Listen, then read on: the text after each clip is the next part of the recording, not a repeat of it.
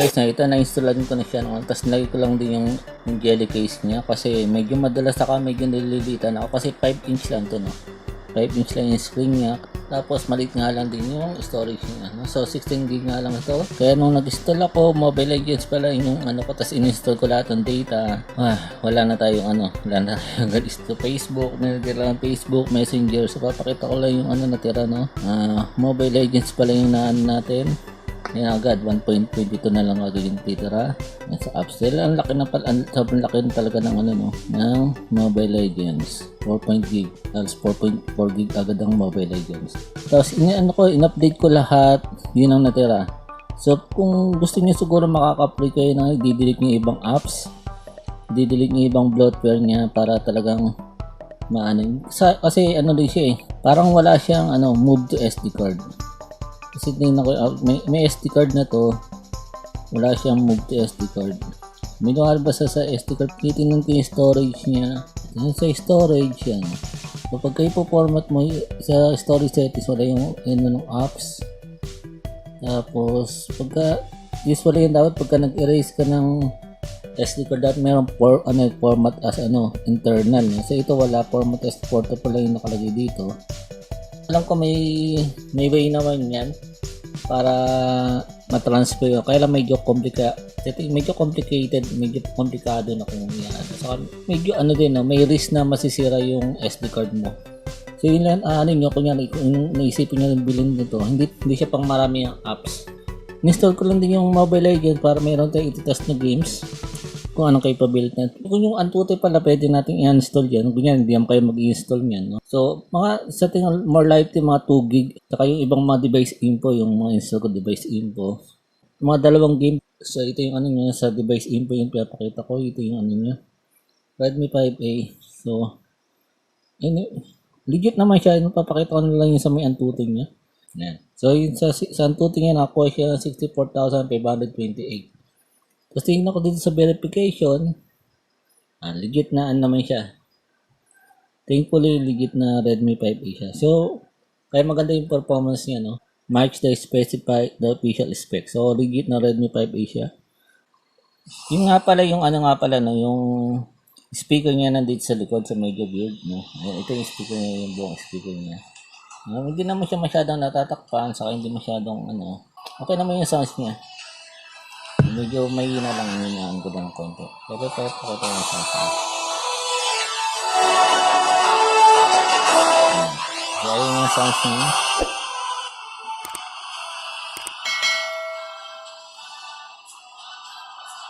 So, okay naman siya, no? So, bali lang to. Ang settings niya, okay naman siya sa high. Yes. Ito ang settings niya, no? So, mas okay siya sa ng low, ng smooth lang siya. Saka maganda dito is meron siyang HFR mode, no? Kahit luma na siya, yung nabibili yung mga China na ibang hindi masyadong mga bagong brand ng tapos yung mga walang HFR mode. So ito may HFR mode, may siya. Meron siyang HFR mode. No? So okay siya. Okay naman siya sa high. Yung pagka naka-high siya, medyo may stutter. So mas okay siyang naka-smooth, tapos pwede mas pinaka-smooth siya pagka naka-on pa yung low resolution niya. So try lang natin maglaro na classic lang tayo. Para makita nyo So okay siya. Yung ibang sa ibang mga phone na nabibili natin medyo mura, mga less than 2K o kahit mga 2K, no. Pagka ka dito sa Mobile Legends, malag no. Ito siya, no, medyo smooth na siya, taga legit yung niya. Pero kaya mas okay yung dito. Yan lang natin, pwede natin wala ko kasi masyadong si volume na so makita nyo natin ikot-ikot. Hindi na masyadong naglalaro ng Mobile Legends So parang update na lang to, no? So 2021, so okay pa rin naman sa Mobile Legends ito. Yun nga lang, kapag naglagay ka ng Mobile Legends dito sa phone na to, wala, ang game mo lang talaga probably is Mobile Legends na. Kasi matita lang 1 gig, mga pang na lang din yan pang para style sa Facebook. Parang na-experience ko pa nga dito na pagka nagbe-Facebook, medyo magpupuno siya kasi mag-ano yung data. Siguro kailangan nyo lang yung Facebook Lite. Magpe-Facebook Lite ka na lang o kaya puro light apps na lang. Kung pipilitin mo maglalagay ka pa talaga ng mobile legends. Pero kung gagawin mo lang siyang pang backup phone, okay lang no, kahit yung mga casual games na ilagay nyo na kayo maglagay ng mobile legends. Kahit ng mga games na malalaki masyadong ano. Okay, sa tingin ko, emulator siguro, mga emulator, kanya na mga GB emulator. Pero kung mga casual games lang na ano, na pwede to. Ito, titingnan natin yung natitingnan natin yung performance niya sa Mobile Legends. So, okay siya, no? So, okay. Yung ibang, yung, say, ano, may konti siyang, ano. Say, start lang, no? So, try natin.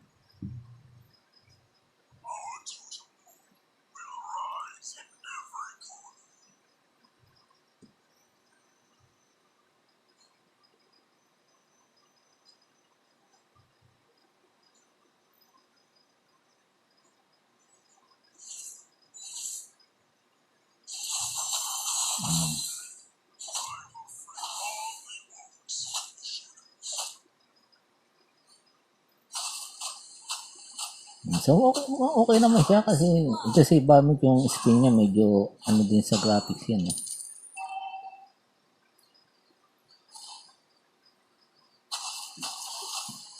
Yung ibang nalalaro ko pagka, kunyari, ano, yung may graphics na, ano, nag-ano na, may stutter na. Dito wala naman, no? Hindi naman siya nag-stutter. Medyo, parang hindi siya ganun ka 13. Kaya smooth siya.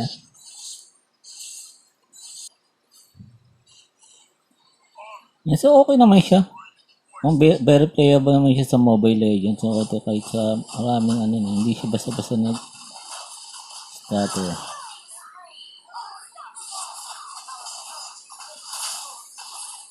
Ang dami nga lang. Pero hindi naman siya ano, hindi siya super smooth pero okay na siya, no? Very playable na siya. So pang casual game lang naman talaga tong mga ganitong phone kasi 2 gig saka 16 gig lang to, no? So bonus, talagang bonus na nga lang talaga na ganito pa ka-smooth ang ano, no? Malalaro mo pa siya may smooth yung Mobile Legends. So imagine, binili 1.8 lang bili ko tapos naka-discount pa ako ng ano, bala 1.6 lang, no? Although hindi naman talaga siya pang Mobile Legends na gagamitin to. Bali mga ano lang ang ano nito, no? So bali bibigay ko lang din naman to sa anak ko. Roblox lang naman yung gusto niya yung laruan. So kaya naman ng kaya naman ito sa Roblox, no?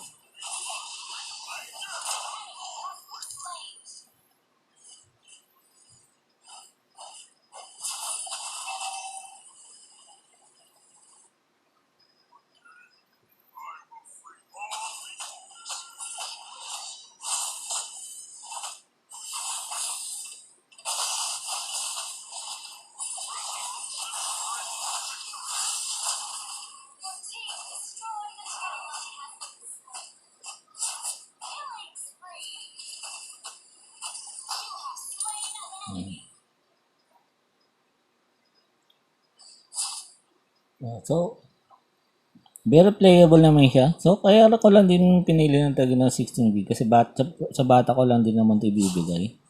So ayoko lang din kasi sila mag-install ng sobrang daming mga kung ano ng apps kasi yung binigay ko sa kanya yung nakaraan yung tablet, yung Teclas. No? So, bali na sila na rin pala yung Teclas na yun. Yung P80 sila, no? Nabagsak niya. Yan. So, smooth naman siya. No? Kahit may dyan, okay naman yung graphics niya.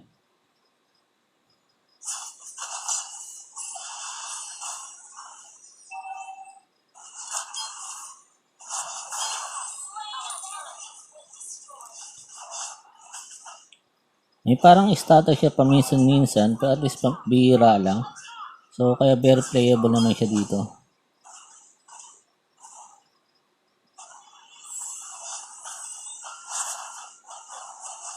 Nahihirap na ako, bili ko lang 1.8 lang bili ko eh. So parang mas okay pa rin siya, mas okay pa rin siya sa mga ano no, sa mga ibang China na mga ano, mga mumuray na ng mga sa price ng ganito. Mas okay pa rin yung performance niya. Ayun, kaya-kaya niya naman. Dito marami tayong nangyayari dito. Oh. Dahil naman siya masyadong medyo hindi siya ganun ka super smooth pero very playable na siya. No?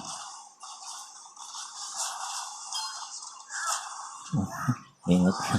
Hindi kasi masyado makita.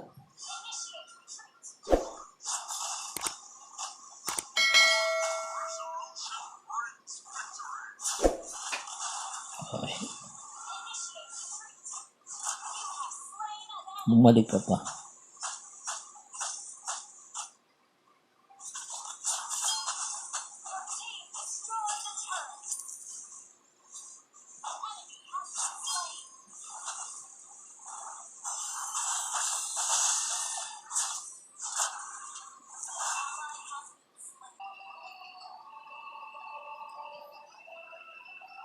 Ayun na. So, okay siya, no? Very playable siya.